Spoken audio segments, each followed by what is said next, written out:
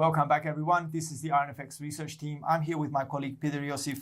My name is Angelos Zitis, and this is the oil market outlook for the current week. Now, the oil market is currently being dominated by excess supply. Fundamental news keep excess at the center of the stage for the time being, but nothing remains constant when it comes to oil glut and demand. Through various reports, it was indicated that Russian oil output has hit top levels during December, surpassing the previous month. Output has been at record high of 11.42 million barrels per day in December so far. Russia's oil production has been increasing through the years, thanks to new oil fields found. On other news, Qatar Petroleum, an ex-member of the OPEC group until very recently, is set to invest $20 billion in the United States during the next years. Qatar's chief executive also made it clear that the country is taking action in expanding its liquefied natural gas production, boosting capacity in the next year. Qatar's annual production in liquefied natural gas is 77 million tons currently, and it has plans of intensifying its production to increase it over 40% in the next 4 to 5 years. As per oil, Qatar pumps 4.8 million barrels of oil equivalent per day, but targets to increase it to 6.5 million barrels in the next 8 years by expanding its business abroad. It must be emphasized that oil companies operating in Qatar include ExxonMobil Corporation, Total, Royal Dutch Shell, and Eni, all internationally known and influential. Regarding Eni, Qatar officials confirmed they were expanding their collaboration with the Italian oil giant on 3 oil fields in Mexico, confirming Qatar's attempt to increase its activities worldwide without the help of its previous team OPEC.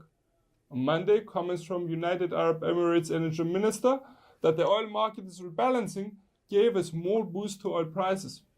In the previous weeks, OPEC and its allies have decided to cut production by 1.2 million barrels per day, starting from January 2019, and further actions could be reviewed at a meeting in April. Other news from the United States confirmed that energy services firm Baker Hughes said U.S. drillers reduced oil rigs in the week to December 14th by 4, decreasing the total number of active rigs to 873. However, the current U.S. rig count, which serves as an early indicator of future U.S. output, is higher than a year ago, which indicates supply has grown along with demand in the previous year. From Asia, South Korea, a known importer of Iranian oil in the past, has seemingly ceased oil purchases from Persia. During the past 3 months, South Korea has stopped purchases from Iran, even though they have been given exemptions from the US on a 180-day basis. It was said that South Korea has been replacing or could replace glut from places such as Qatar or Saudi Arabia.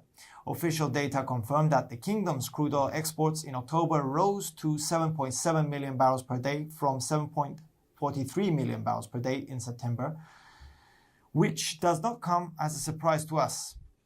The Saudis have been selling more output, and this covers for potential profits from higher prices. In addition, as we approach the end of the current year, the oil market remains heavily oversupplied. Russia and the US have managed to flood the market with glut, but also have managed to operate successfully, matching supply with downsizing oil prices. Keeping in mind that just in October, WTI prices reached just below $80 per barrel, the price action at the current moment signifies that oil importers around the world have many choices and opportunities to do business.